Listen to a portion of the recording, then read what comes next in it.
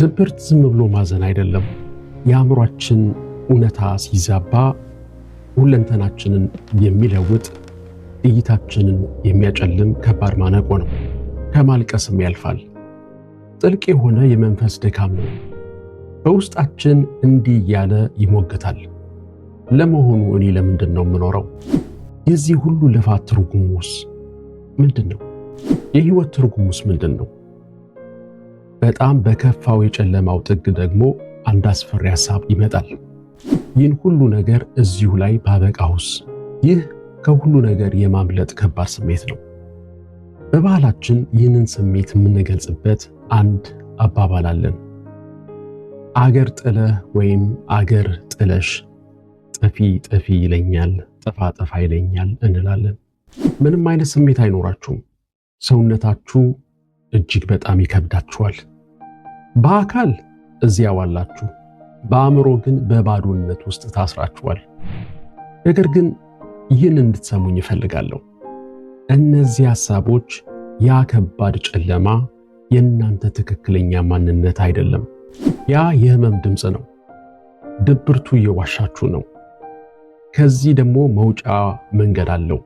የድብርት ስሜት ሲጫጫነን አእምሯችንን የሚያሳምነን ከሰው እንድንገለል፣ ከአልጋ ሳንወጣ እንድንቀር እና ምንም ነገር እንዳናደርግ ነው።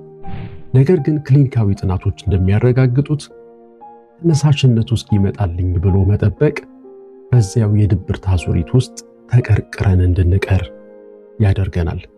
ከዚህ ይልቅ በጥናት የተረጋገጠ አንድ ክህሎት እንጠቀማለን። ይህም የባህሪ ማንቃት ወይም behavioral activation ይባላል። በተለይም ደግሞ የ5 ደቂቃው ህግ። አሰራሩም እንደሚከተለው ነው።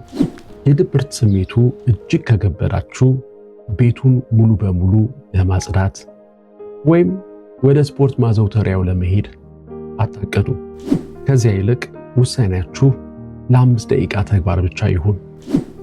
3 ዕቃዎችን ብቻ አጠቡ፣ ወይም ከቤታችሁ ወጥታችሁ ለጥቂት ደቂቃዎች ብቻ አካባቢያችሁ ላይ ተራመዱ። ከ5 ደቂቃዎች በኋላ ማቆምና ማረፍ ከፈለጋችሁ ማቆም ማረፍ ትችላላችሁ። ምንም አይነት የጥፋተኝነት ስሜት ደግሞ ሊሰማችሁ አይገባም።